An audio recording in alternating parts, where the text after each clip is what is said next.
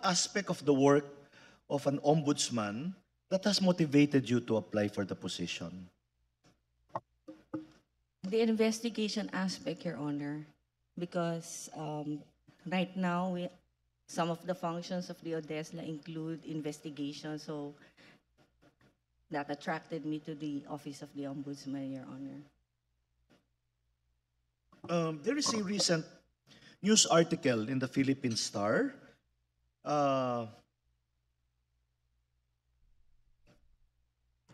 It was reported that a particular advocacy group wants, and I quote, a competent, fiercely independent, with unquestionable integrity, immune from partisan politics, and possessed of the courage to take on the most difficult and complex cases as ombudsman. Do you think you have these attributes, Tesla Logan? I humbly submit that I do, Your Honor. Okay. What specific program or policies will you initiate in your first 100 days as ombudsman should you be appointed? First 100 days. Your Honor, I guess in the ODESLA, we've been asking the Office of the Ombudsman for if they have a national anti-corruption strategy. They have not gotten back to us yet. So within the first 100 days, I'm taking it that they don't have one. So within the first 100 days, I will try to come up with a national anti-corruption strategy.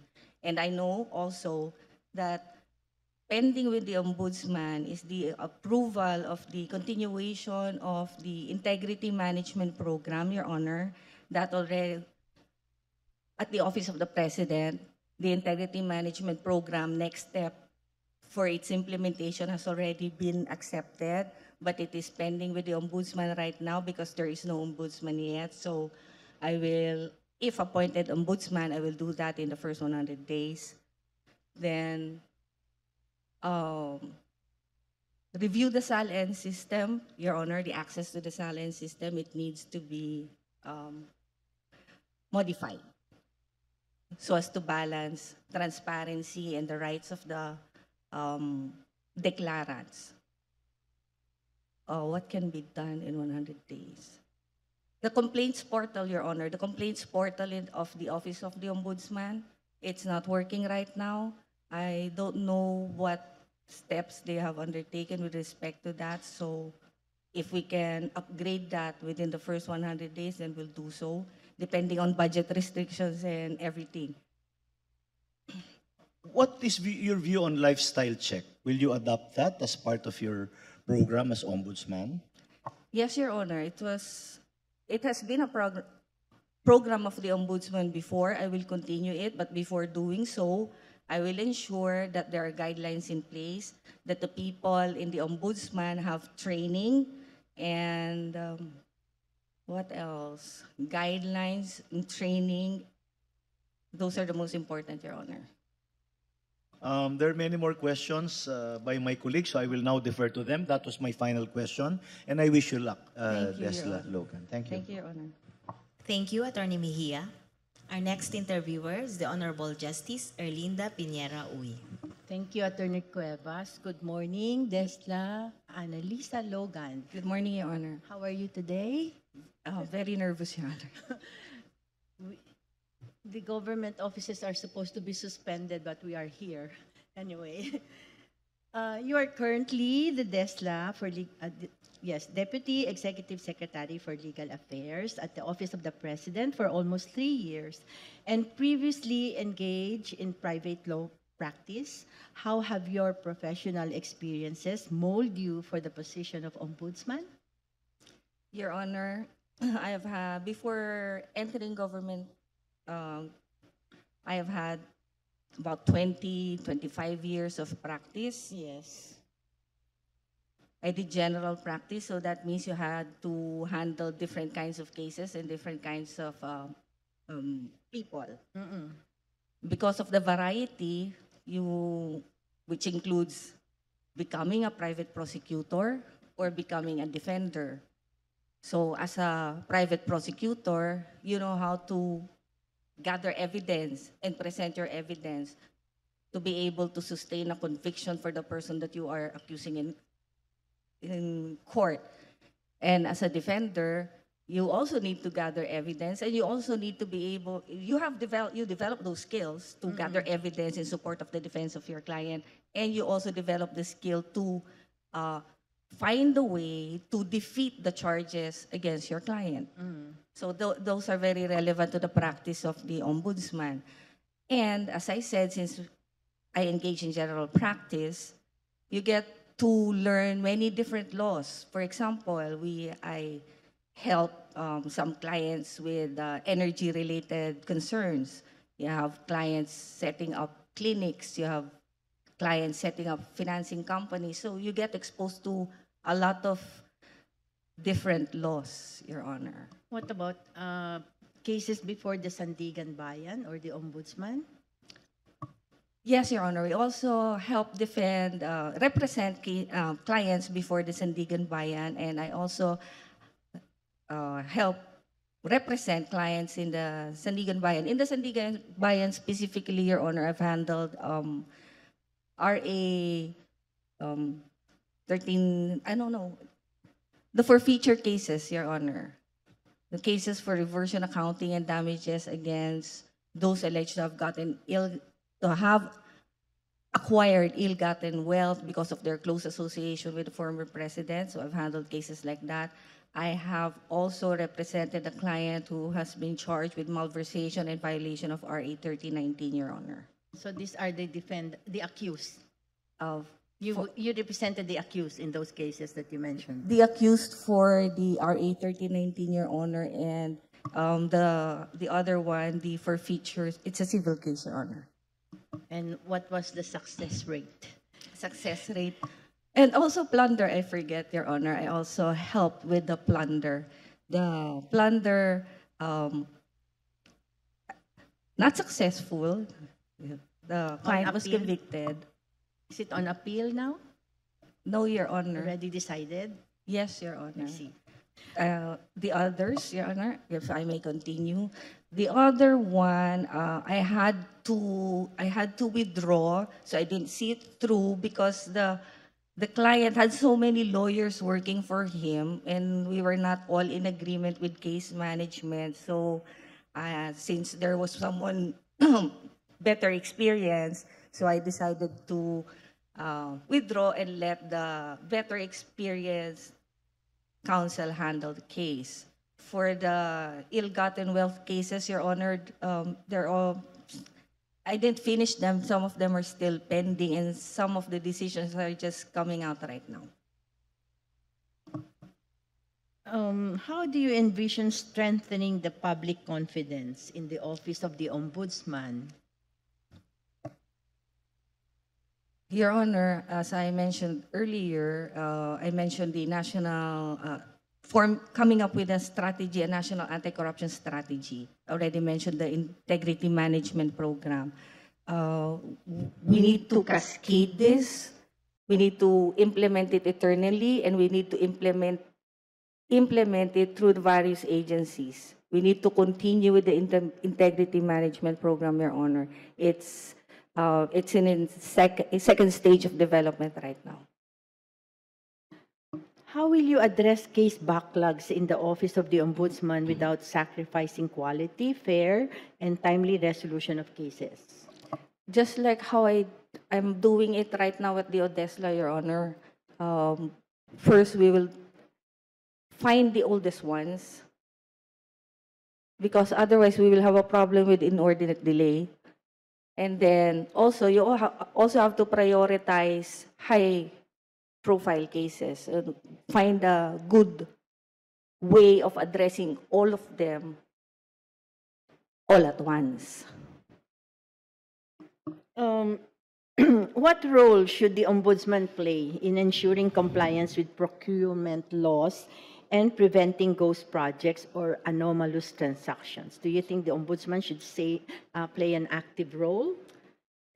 As part of the 7-year plan that I submitted, Your Honor, I suggested, going to implement a resident ombudsman program, an investment ombudsman program. So hopefully, with the resident ombudsman and the investment ombudsman program being reactivated, we, the ombudsman, can help with those problems, prevention, and also for exacting accountability from those responsible. How do you measure success in leading an anti-corruption institution like the Ombudsman's Office? How will you measure success should you be appointed? I'm looking at the, in terms of number of cases filed against erring public officials, speedy disposition of cases under investigation, or the success rate in the prosecution of graft cases. All things, I submit, Your Honor, that all things should be considered. It's not the number of cases that you file in court. It's the, well, that's one also, because that is indicative of how an activist watchman you are. And second, of course, you have to measure your success by the success of your case in court. So number and success rate, and also most those two, Your Honor. My last question, please convince us that you are the best candidate for ombudsman. Your Honor, as lawyers, Your Honor, we have an oath, and I submit, Your Honor, that our oath as lawyers is not that different from the code of conduct for public officers or the norms of conduct that they should live by. So it is not unusual for me because I have conducted myself as a lawyer in accordance with our code of conduct. So, and if I may say so, my clients, they're all happy with the service that I have rendered for them. Whether we win or not, they know that I advocated well for them. Thank you, Your Honor. That was my last question. Good luck to you, Desla Logan. Thank you, ma'am. Thank you, Your Honor. Thank you, Justice Uy. Our next interviewer is the Honorable Congresswoman Jervil Luistro. Good morning, Desla. Good morning, Your Honor. May we know the mandate of the Office of Desla? Office of DESLA, Your Honor. So, ODESLA is Office of the Deputy Executive Secretary for Legal Affairs. Sorry, I sometimes speak very fast when I'm anxious. Under ODESLA, there's ODESLA proper, and there's the legal department, and the legal office, and the legislative office. Through the legislative office, that is where the Office of the President, through our office, reviews the enrolled bills, and we make the recommendation to the President whether to approve, allow to lapse into law, or to veto. So that's one. And also through the legislative office, we monitor bills pending in Congress. So, and for the legal office, my primary mandate is to handle appeals from agencies. So appealed cases are, we draft resolutions for appealed cases for approval by the Executive Secretary. ODESLA proper, we handle all different kinds of action documents, Your Honor. So some of those may relate to contracts that need approval by the President. Some of those, we also handle the, we have discipline, the discipline power of the President, Your Honor, that goes through my office, ODESLA. So that is where we have this investigation proper. So we have adjudicative service and a host of various other documents. We also handle clemency and pardons, Your Honor. So that goes through our office also. So basically, you have the legislative, the legal, and the DESLA proper. Yes, Your Honor. That is very enlightening. Thank you, Your Honor. How do you think is your experience as DESLA? How do you think the same will help and the same will be significant in your intentions about being the next ombudsman? As DESLA, Your Honor, I've had opportunity seeing how the ombudsman works because sometimes the ombudsman also refers cases initially filed with them to us and vice versa. In the ODESLA, if a complaint is filed before us that involves criminal charges, then we refer that aspect to the ombudsman. Then also in the ODESLA, because our office handles appeal from agencies, decisions, quasi-judicial agencies, it is a very good exercise to study both sides and resolve the matter and elevate it to the executive secretary for his approval. So all those experiences, the ones that I mentioned, I think they will bear upon my service if and when I am appointed as ombudsman. In brief statement, DESLA, how do you draw the line between the jurisdiction of DESLA Legal vis-a-vis the jurisdiction of the ombudsman? DESLA Legal, Your Honor, when it comes to discipline cases, Your Honor, the discipline cases that goes to the Office of the President refer to, with respect to local government officials, Your Honor, the Office of the President has direct jurisdiction when it comes to elected officers of provinces, highly urbanized cities, independent component cities, and component cities, plus cities and municipalities within Metro Manila. Outside of those, the Office of the President has appellate jurisdiction over decisions rendered by the Sangguniang Bayan, Sangguniang Panlunsod. So those are cases, discipline cases from the local government code. Now, for discipline cases involving appointive presidential appointees, so that is also under the ODESLA, under the OP, Your Honor. So those are some of the cases that the ombudsman refers to us. If someone complains about a presidential appointee and they file it with the ombudsman, sometimes the ombudsman refers it to us. So the discipline jurisdiction of the president is exercised with respect to presidential appointees. Whereas the ombudsman, and we don't have power to investigate criminal cases, Your Honor. The ombudsman has that and more. Yeah. I'm sorry, that wasn't simple, but it's incapable of being explained very simply, Your Honor. Thank you. And for my second question, DESLA, RA 6770 grants the Ombudsman broad powers of investigation and prosecution. The question is it your opinion that the law is still sufficient for us to be able to combat Graft and Corrupt Practices Act?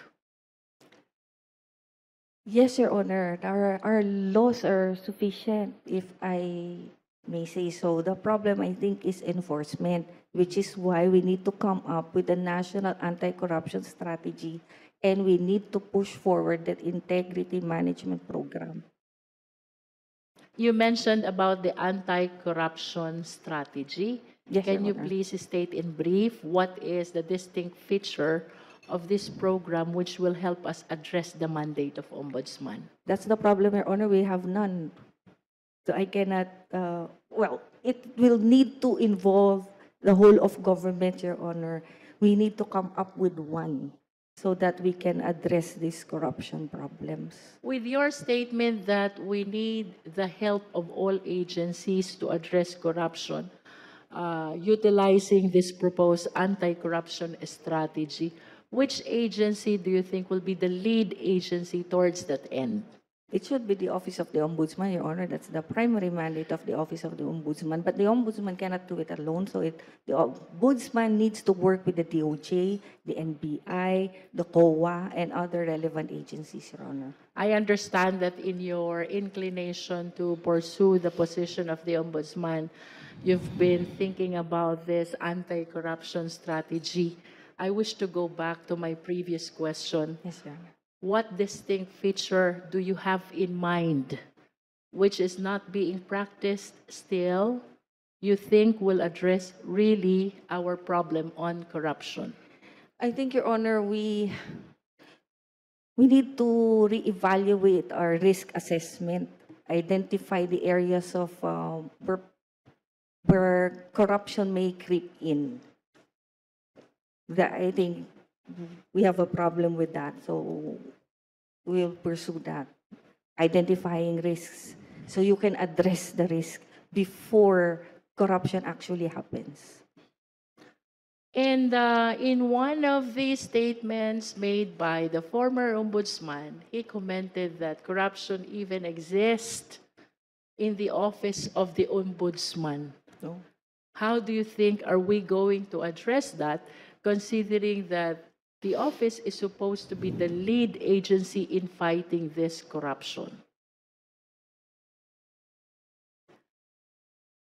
Your Honor, that's the difficult question, but of course we will encourage people to speak up if they have corruption issues against any member of the ombudsman. And they should file the appropriate case, because in the ombudsman, they have an internal affairs body that handles complaints against officers and employees of the ombudsman. So I will encourage them and encourage them to file it, whether anonymously or in a verified complaint form. Thank you. For the next question, Desla. The Office of the Ombudsman is vested with contempt powers. That is to address the defiance of its lawful orders and directives. In your assessment, do you think this contempt power of the Ombudsman is effectively implemented to address the defiance to its lawful order and directives? I seldom hear that it is being used. The latest one, if I may be honest, the only one I've heard of lately is the contempt issued by against governor of Cebu. So I don't know how extensively the power is used, so I don't know how effective it is, but if it is available, then I guess it can also motivate compliance with orders of the ombudsman. If there's already a standing temporary restraining order issued by the court and you are the ombudsman, will you still issue contempt order for the non-compliance of the supposed respondents? That depends, Your Honor. If the TRO came later, then if there is no TRO yet, I will issue a contempt order. But if there's already a TRO, then I should respect the TRO. Thank you. Next is about RA 3019. Do you think this is still sufficient law to be able to help the Office of the Ombudsman, again, address the anti-graft and corrupt practices? Yes, Your Honor. As I mentioned earlier, Your Honor, I think we have enough laws. We have enough substantive laws. Our problem really is enforcement. And other than enforcement, our problem is evidence gathering to be able to prove that the offenses were committed by the public officers, whether alone or in conspiracy with others. So we need training. We need additional skills, because corruption is evolving. It's not really on how they actually do it, but it's on how they hide the effects and the proceeds. So that's the part that's very difficult to find. We need training on that, Your Honor. I came across a reading material which says that the Ombudsman has the power to subpoena bank records. However, when I check on the requirements, one of those is court order. What is your position about this? Is it really the position of the Ombudsman to push for the power to subpoena bank records? Because I think this is quite contradictory to the elements or requirements incorporated therein. Yes, Your Honor. The power to inquire into bank records is explicitly provided for in RA 6770. However, the Supreme Court has ruled that that power is subject to limitation. One of which is there must be an actual court order if it's going to be Sandigan Bayan or Regional Trial Court or Municipal Trial Court. Of course, exempted from that is the impeachment court. That's a different kind of court, but it's still a court. So, Your Honor, it's not that. Probably it might be a good idea, Your Honor, if changes are made to bank secrecy laws. So it's not the power of the ombudsman, but maybe a certain leeway can be given through the amendment of the bank secrecy laws. Thank you. For my last question, ma'am. One of your proposed action plan is the readoption of the resident ombudsman, Yes, Your Honor. and you made mention about the integrity officer. That's him. Yes, Your Honor. Can you please enlighten us? How is this different from the previously practiced by the past ombudsman? I think I will build up on the practice of the past ombudsman who adopted and implemented the resident ombudsman. The resident ombudsman, I think that was, I'm not sure if it was Ombudsman Gutierrez or definitely not just the previous ombudsman. We'll look into that, find out the best practices, and find out what the disadvantages were, and improve on it and implement it. So that resident ombudsman will act somewhat like a resident COA. There are resident COAs in all government agencies. So I think we should also have a resident ombudsman, not in all government agencies, Your Honor, but only in those that we can identify as having more risk of corruption issues. What is significant about the previous implementation is that the resident ombudsman came from the government agency partner of the ombudsman. Oh, okay. So I wish to solicit your opinion. If given the chance to be the next ombudsman, would you want the resident ombudsman to be organic, meaning from ombudsman itself, or non-organic, meaning coming from the government agency, which is supposed to be monitored and watched over by him? Thank you for the information, Your Honor. In my 7-year plan, Your Honor, my suggestion and my idea is for the resident ombudsman to come from the ombudsman and answerable only to the ombudsman. Thank you, Desla. Thank you, Your And Honor. good luck. I hope you will realize your vision to become the next ombudsman. Thank you, Your Honor. Thank you, Congresswoman Luistro. Our next interviewer is the Honorable Attorney Nesauro H. Firme. Thank you. Good morning. Morning, Desla. Good USEC. morning, Your Honor. Thank you. Correct, you occupy the position of a USEC. Yes, Your Honor. Okay. Okay. Desla. Because they called you Desla, so I'll call it also. So, first question, ma'am, if appointed as the ombudsman, what can the stakeholders expect from you? Well, the stakeholders can expect an ombudsman that will listen to them, an ombudsman who they can trust, Your Honor, an ombudsman who can relate to their problems and will really act upon their complaints filed with the Office of the Ombudsman. So, despite being the Desla at present, why do you still want to become the ombudsman? Your Honor, I want to further my service to the Filipino people. As DESLA, the functions of DESLA that are similar to the Ombudsman are limited only to local government, and the penalties that you can impose under that are not really, it's just a suspension. And and insofar as presidential appointees only, so very limited. Although in the Office of the Deputy Executive Secretary for Legal Affairs, we get all kinds of complaints from all kinds of people involving all kinds of public officers. So I know what the people are complaining about. And so as an ombudsman, I will be able to act upon all those officers that are being complained of, whether barangay captain or as high as the highest, probably, depending on the complaints, Your Honor.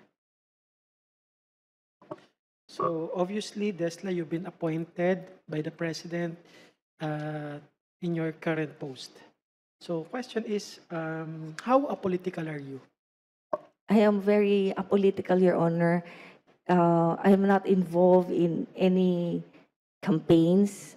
I do not understand the politics. I do not know. I just have no participation when it comes to political activities. It's only for legal-related activities and court-related activities. So we understand that independence is one of the qualities of a good ombudsman. So can you tell us an instance where there in your past, as a litigation lawyer, also in your current post, an instance wherein you have displayed the quality of being independent? Your Honor, you know how sometimes we say the customer is always right.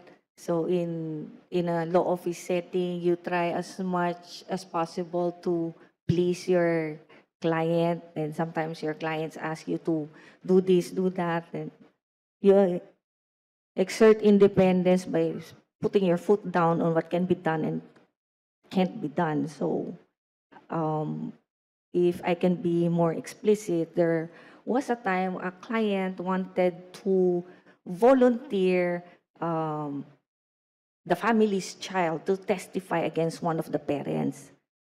I did not agree, Your Honor, because it was unnecessary, and I told the client that it will break the family. So I did not allow it. So that's independence for me, and that's, as I explained earlier, we have our code of conduct as officers of the court. I do my practice in accordance to that, and since the code of conduct of lawyers are just as similar to the code of conduct of public officers, that's one very distinct example. As to the others, they're confidential. Sorry, Your Honor, cannot say. Another quality of a good ombudsman would be the possession of integrity. Yes, So Your in Honor. your present duties or task, almost you've been there for about 3 years. Almost 3 Almost years. 3 Your years. Honor. So can you give us an instance where your integrity was put to test, and how did you navigate through that? So far, Your Honor, there's been no instance because I have not exposed myself to situations where my integrity will be put to test.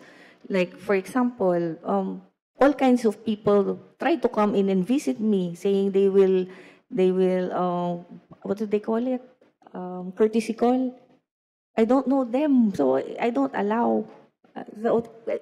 Whether they're public officers or not, I try to find an excuse and say, can either I'm not there or advise them that maybe it is better for you to do the courtesy call higher up because, I'm nobody. So that's one concrete way that I try to maintain my integrity, Your Honor. So as a Desla, do you still enjoy a private life? Yes, no Your longer Honor. there. Yes, Your Honor. So what significant development in your probably lifestyle or life would happen should you be appointed to the ombudsman? And are you ready for that? I'm a very private person, Your Honor, and the people who know me, they told me that if I get appointed ombudsman, then I won't be able to enjoy one thing that I won't be able to do anymore one thing that I enjoy doing, and that is mamalengke, Your Honor. They said that because that will pose a problem for my security. That's what they said. So, well, In addition, are you ready to have bodyguards? yeah, that's Around you? another thing, Your Honor. I said, oh, if I'll have bodyguards, that, well, I'm going to have to, hide when medyo nakakaya, Your Honor, because they will see if pag pinapaliguan ko na po yung mga pets ko during weekends. So I'm gonna have to do it in a portion of the house that's not visible to the public. How much do you value DESLA public perception? Public perception, Your Honor, is very important because nobody will trust you if the public perception of you or of your office is negative. So you value that, you look at it, you break it down, find the legitimate concerns and address them. And if the complaints are not legitimate, then you can disregard them. But it is important, Your Honor. How about public criticisms, DESLA? How do you take them? As you know, you've been doing good, and yet there will still be negative Yes, Your Honor. criticisms against you. So how do you take these criticisms? In a word, Your Honor, iniintindi niyo na lang po. Like yung meron pong present criticism of me, the particular in person who is he's very frustrated, employing not nice language, which is against our code of conduct. But I can't get myself to, be mad at them because I know I understand their frustration. So iniintindi na lang. So let us assume, DESLA, you are now the new ombudsman. And tumawid na tayo to the next administration. So today is 2029. So I have 5 things in mind, and I want you to rank them. One being the most significant as far as you are concerned. The number 5 would be the least significant. So these are the 5 things in my mind. Number 1 would be the president that appointed you to become the next ombudsman. The second would be the sitting president. So as we all know, there will be a new president by then. Yeah, if you want to take notes, I think you're looking for a pencil or a pen. No, it's okay. Yeah, it's okay. Madali lang naman. No? Number 3 would be the public. Of course, that would include public perception. And number 4, the safety of your family. As you know, you will no longer have privacy, including the security threats sa'yo. And number 4 would be, the number 5 would be your personal goal, your personal ambition, your vision and mission, as the next ombudsman. Mission. So I will rank highest, Your Honor, family, because their safety is paramount to me. And then the next will be the goal, vision and mission. And then family, goal, The Public perception. public The perception. public. And this, public perception, and then the president's equal. and I understand that there could be several public officials that would help you get this post. So now you are the ombudsman, and the evidence warrants. Would you have the guts, courage, and nerve to file against these public officials who were instrumental in your appointment as the next ombudsman? Your Honor, in your question, the evidence warrant, so there is that already, it is given. In that situation, Your Honor, I have to say it is not a matter of guts, it's a matter of duty. So you have to perform your duty. Last question, DESLA. what significant development in your life, no, let us assume you're now the ombudsman, that would make you decide to quit the ombudsman post? If I'm not in full control of my cognitive abilities, Your Honor, and I've lost EQ and all that, that's the only, if I'm, terminal, those are the situations that will make me quit my post. Thank you. Desla, that will be my last question. Thank you, Your Honor. Thank you, Attorney Firme. Our last interviewer is the Honorable Justice Jose Catral Mendoza. Thank you very much, Attorney Marife. Good morning, Attorney Logan. Good morning, Your Honor.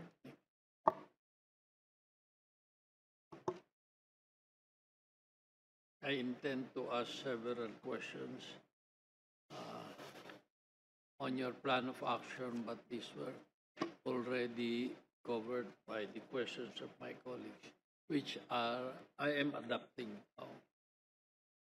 I just want to ask you about the number 2 on the short-term plans, revival of the resident ombudsman program. You covered this earlier. Do you know the reason why it was suspended for the program? I'm not aware of the reason, Your Honor, but if I will implement it again, I will find out and address the issue Because before implementing it you again. are suggesting a revival, but Yes. you do not know the reason why it was discontinued. Oh, I think it has been discontinued for a long time, Your Honor, so I Yes, yes, for a long time. cannot find any more by doing a search of the reasons. I guess the Ombudsman Martires decided to implement a different kind of ombudsman. He created a climate change ombudsman, so he focused on that. Number 4, you covered SALENS.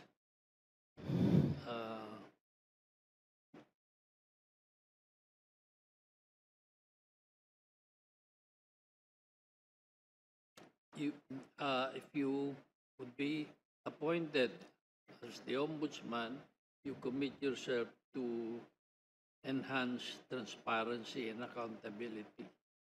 Have you read the guidelines of the past ombudsman regarding the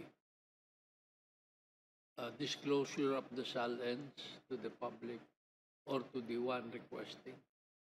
Currently, the guidelines of the ombudsman is the SALN can be asked for by the declarant only or someone authorized by the declarant, or if there is a valid complaint under that has been referred to the field investigation office. Prior to that, the SALN rules of the ombudsman are similar to the SALN rules of the Supreme Court right now, Your Honor.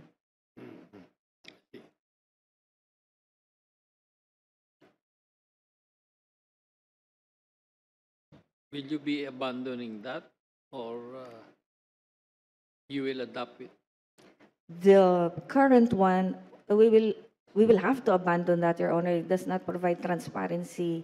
Your Honor, it does not address the transparency requirements. So we have to come up with a new one. What is your view on the Data Privacy Act via this right to information?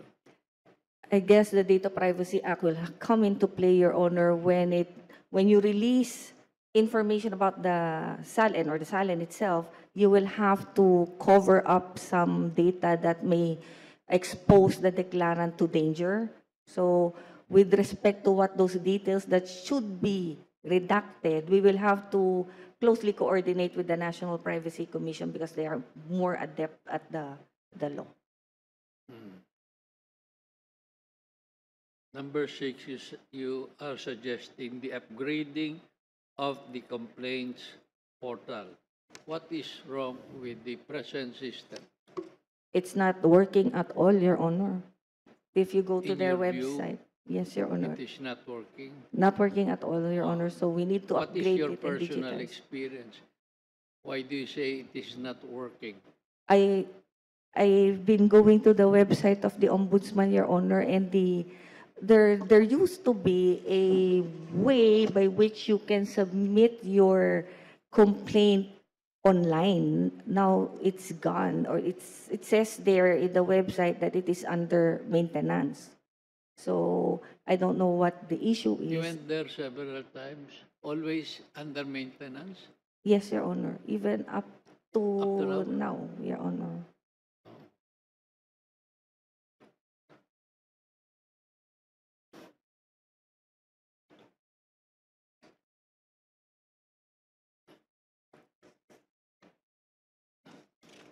It appears in your records. Is this true? You have an ombudsman case? Yes, Your Honor, somebody filed a complaint against me before the office of the Ombudsman, but the Ombudsman referred that, endorsed that to the office of the President. Oh, I see.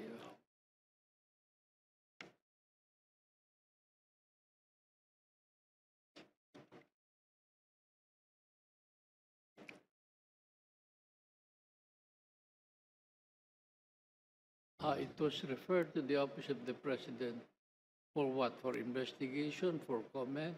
And who will ultimately resolve? The Ombudsman or the It will- office of the President? It will be the Executive Secretary, Your Honor. So since I'm the one being complained of, I don't know the stage now because I have to not participate. Oh, because you are currently the Deputy Yes, Your Honor. Executive Secretary.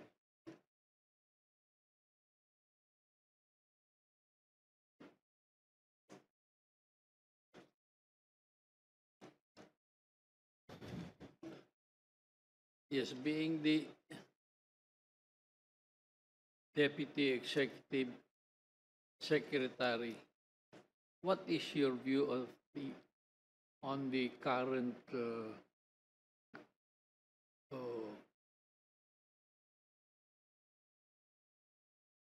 what is your view on this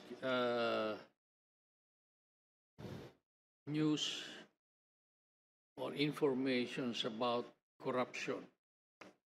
It appears that it is widespread. My question is whether, in your view, is it prevalent or endemic? I think it's prevalent, Your Honor, but not endemic. I still believe in the good in people. And sometimes people make mistakes, and that's not necessarily, corruption, although they are, being accused of corruption for just a slight mistake. So, just prevalent because I believe in the good in people, Your Honor, not endemic.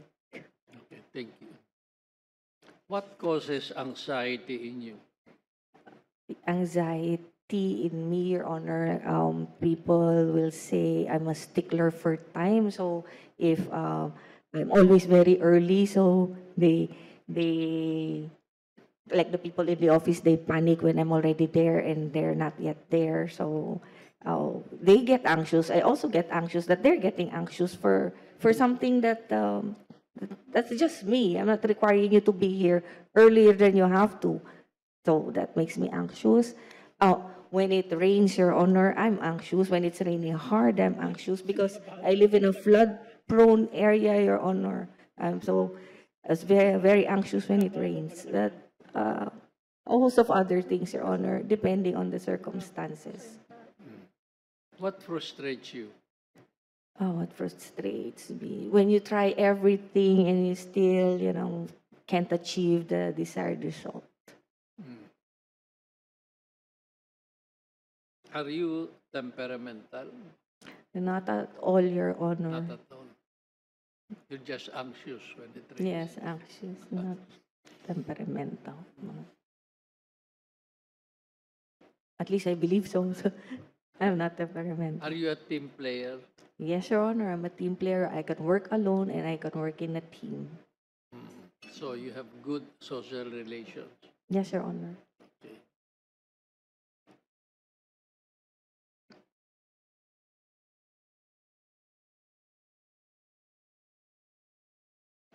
Aside from having a good IQ, an ombudsman, an ombudsman should also possess